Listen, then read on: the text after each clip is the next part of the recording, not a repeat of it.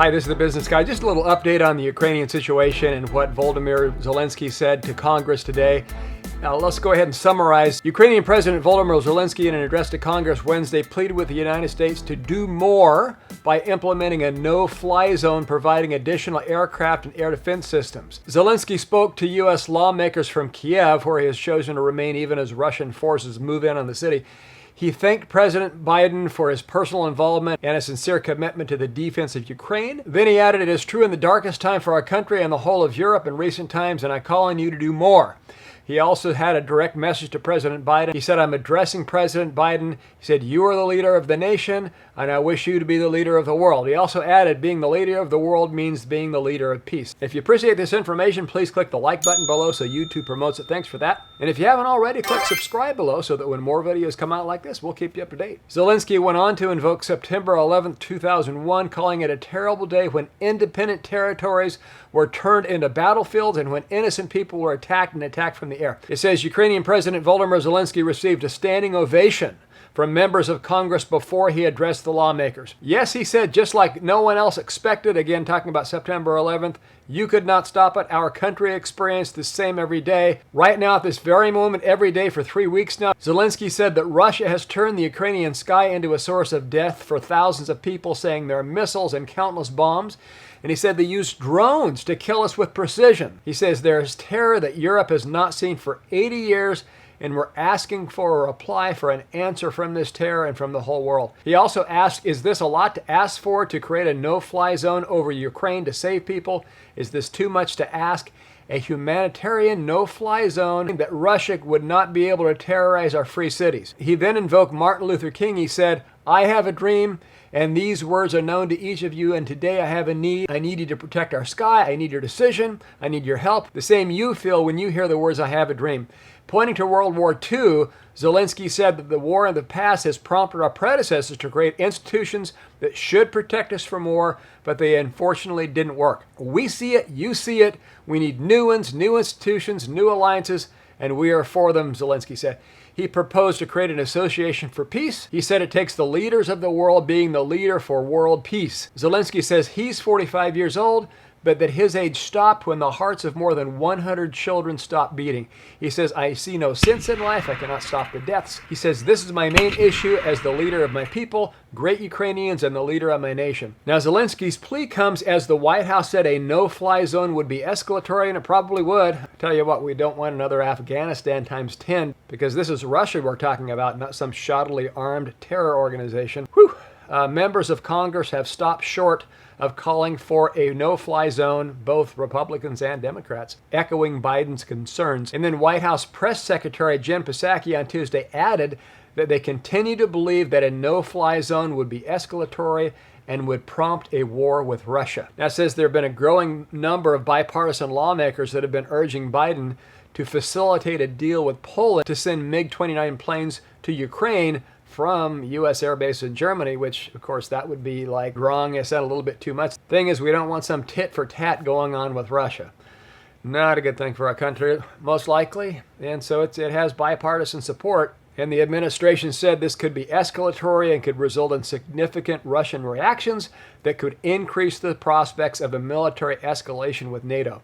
We recognize there are a range of bipartisan calls, but we have the responsibility here to assess the impact on the United States and our own national security, she said in the press conference. And as you know, Ukraine is not part of NATO, so it's not subject to the Article 5 provision of the NATO alliance. This says that when one member country is attacked, all member countries will take action to assist. And then on Monday, the Parliament of Estonia called for the UN member states to take immediate action to establish a no-fly zone over Ukraine to prevent further civilian casualty as the war rages on. Estonia was the first NATO member, they're a NATO member country, former part of the Soviet Union, and they have formally called for the implementation of a no-fly zone amid Russia's ongoing investigation. The only NATO member to call on this so far. Of course, if Russia was going to attack a NATO member, Estonia might be one of the places because that used to be part of the Soviet Union, so hopefully that doesn't happen. That would be a big deal. That's World War III now. And then Psaki said the White House disagrees with Estonian arguments that a no-fly zone would be an effective step because a no-fly zone which often people shorthand, essentially means shooting down Russian planes and then potentially having them shoot back at us. Biden is set to travel to Brussels, Belgium next week for a NATO summit to discuss the ongoing deterrence and defense efforts in response to Russia's unprovoked and unjustified attack on Ukraine. When I just watched a news report, Biden got on TV and he said that he had watched Zelensky's talk from his private residence. He wasn't there with members of Congress, but he watched it. And he committed to giving $800 million in aid to Ukraine to help them in their fight with military equipment and so on. In fact, let's go ahead and take a look at the video right now.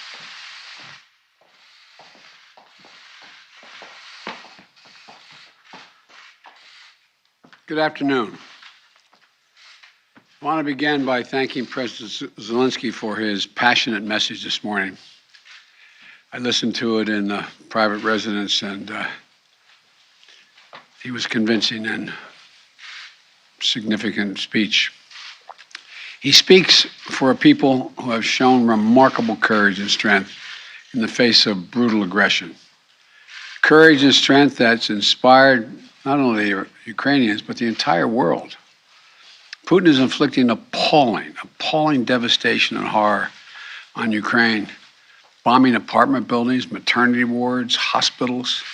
I mean, it's god-awful. I was speaking about this with our commander behind me here, General Milley. I mean, it just is amazing. Yesterday, we saw reports that Russian forces were holding hundreds of doctors and patients hostage in the largest hospital in Mariupol. These are atrocities. They're an outrage to the world. And the world is united in our support for Ukraine and our determination to make Putin pay a very heavy price.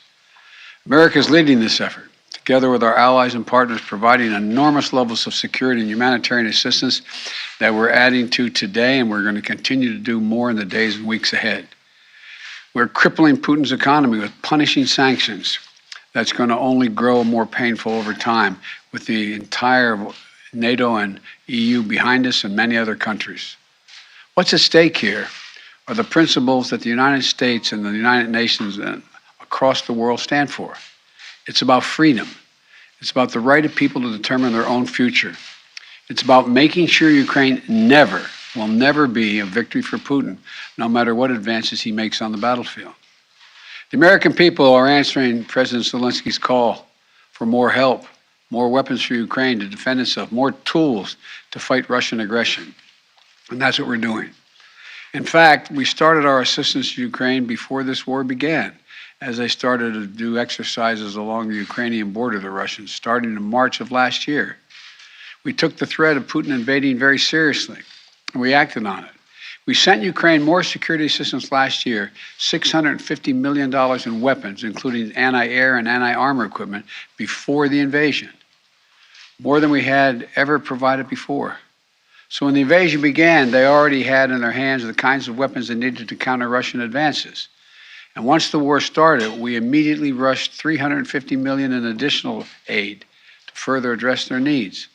Hundreds of anti-air systems, thousands of anti-tank weapons, transport helicopters, armed patrol boats, and other high-mobility vehicles, radar systems that help track incoming artillery and unmanned drones, secure communications equipment and tactical gear, satellite imagery and analysis capacity. And it's clearly helped Ukraine inflict dramatic losses on Russian forces. On Saturday, my administration authorized another $200 million to keep a steady flow of weapons and ammunition moving to Ukraine. Now I'm once again using my presidential authority to activate an additional security assistance to continue to help Ukraine fend off Russia's assault, an additional $800 million in assistance. That brings the total of new U.S. security assistance to Ukraine to $1 billion just this week. These are direct transfers of equipment from our Department of Defense to the Ukrainian military to help them as they fight against this invasion. And I thank the Congress for appropriating these funds. This new package on its own is going to provide unprecedented assistance to Ukraine. It includes 800 anti-aircraft systems to make sure the Ukrainian military can continue to stop the planes and helicopters that have been attacking their people, and to defend our Ukrainian airspace. And at the request of President Zelenskyy, we have identified and are helping Ukraine acquire additional longer-range anti-aircraft systems and the munitions for those systems. Our new assistance package also includes 9,000 anti-armor systems. These are portable, high accuracy shoulder-mounted missiles that the Ukrainian forces have been using with great effect to destroy invading tanks and armored vehicles. It'll include 7,000 small arms, machine guns, shotguns, grenade launchers to equip the Ukrainians, including the brave women and men who are defending their cities as civilians, and they're on the countryside as well. And as well as the ammunition, artillery, and mortar rounds to go with small arms, 20 million rounds in total. 20 million rounds. And this will include drones, which demonstrates our commitment to sending our most cutting-edge systems to Ukraine for its defense. And we're not doing this alone. Our allies and partners have stepped up to provide significant shipments of security assistance and will continue to help facilitate these deliveries as well. The United States and our allies and partners are fully committed to surging weapons of assistance to the Ukrainians. And more will be coming as we source additional stocks of equipment that we're ready to transfer. Now, I want to be honest with you. This could be a long and difficult battle, but the American people will be steadfast in our support of the people of Ukraine in the face of Putin's immoral, unethical attacks on civilian populations. We are united in our abhorrence of Putin's depraved onslaught, and we're going to continue to have their backs as they fight for their freedom, their democracy, their very survival. And we're going to give Ukraine the arms to fight and defend themselves through all the difficult days ahead. We're going to continue to mobilize humanitarian relief to support people within Ukraine and those who have been forced to flee Ukraine. In just the past few weeks, we provided $300 million of humanitarian assistance to the people in Ukraine and in neighboring countries. Tens of thousands of tons of food, water, medicine, and other basic supplies to support the people in need. Our experts on the ground in Poland and Moldova and other neighboring countries are there to make real-time assessments of the rapidly evolving crisis to get urgently needed humanitarian supplies to the people in need when they need it. And we will support Ukraine's economy with direct financial assistance as well. And together with our allies and partners, we will keep up the pressure on Putin's crumbling economy, isolating him on the global stage. That's our goal. Make Putin pay the price, weaken his position, while strengthening the hand of the Ukrainians on the battlefield and at the negotiating table. Together with our allies and partners, we're going to stay the course, and we'll do everything we can to push for and end this tragic, unnecessary war. This is a struggle that pits the appetites of an autocrat against humankind's desire to be free. And let there be no doubt, no uncertainty, no question. America stands with the forces of freedom. We always have and we always will. I want to thank you all and God bless you. And I'm going to walk over and sign this bill to allow the drawdown of those materials. And may God protect the young Ukrainians who are out there defending their country.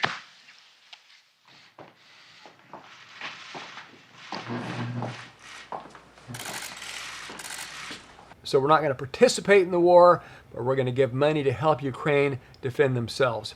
The White House said Biden's goal is to meet in person, face-to-face with his European counterparts when he goes over there to the NATO meeting, and they're going to address where we are at this point in the conflict. The president is a big believer in face-to-face diplomacy, Psaki said, adding that the summit is an opportunity to do just that. As for whether Biden will meet Zelenskyy during this trip to Europe, Psaki said the White House is still finalizing the trip at this point in time. So the real focus now is to meet with NATO partners in Brussels, Psaki said. If there are additional steps, we'll share all those details with you. So that's the summary of what Volodymyr Zelenskyy said to Congress today. Biden said he is watching, and afterwards he committed to give $800 million in aid. So that keeps you up to date. Thanks for watching. This is The Business Guy.